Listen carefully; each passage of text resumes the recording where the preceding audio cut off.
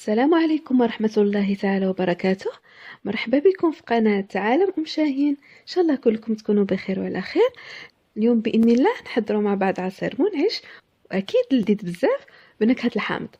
واللي زوين في هذا العصير هو أننا نقدروا نحتفظوا به في الثلاجة، ما كيكحالش أي ما كيتأكسدش، ولو أن فيه البنان أي الموز، لأنه طبعا فيه الحامض. بلا ما نطولوا في المقدمة ندوزو مباشرة المقادير والطريقة. هاد العصير هذا كنحتاجو حامضه، من الاحسن تكون بيو. كناخدو القشور ديالها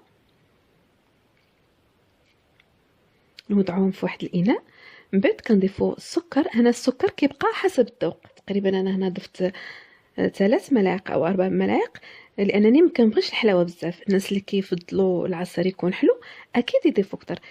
كنخلطوا جيدا هاد المكونات، نحاولوا اننا نضغطوا جيدا باش نخرجوا هذوك الزيوت اللي كاينين في القشور ديال الحامض.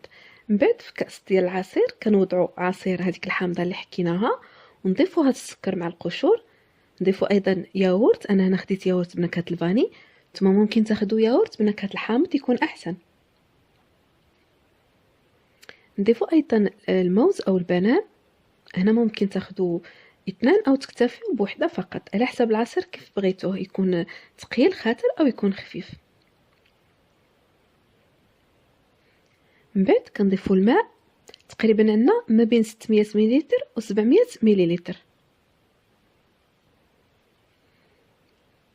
كنطحنوا هاد المكونات جيدا باش هذوك القشور حتى هما ينطحنوا.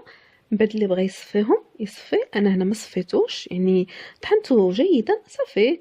كنقدموا هذا العصير هو بارد.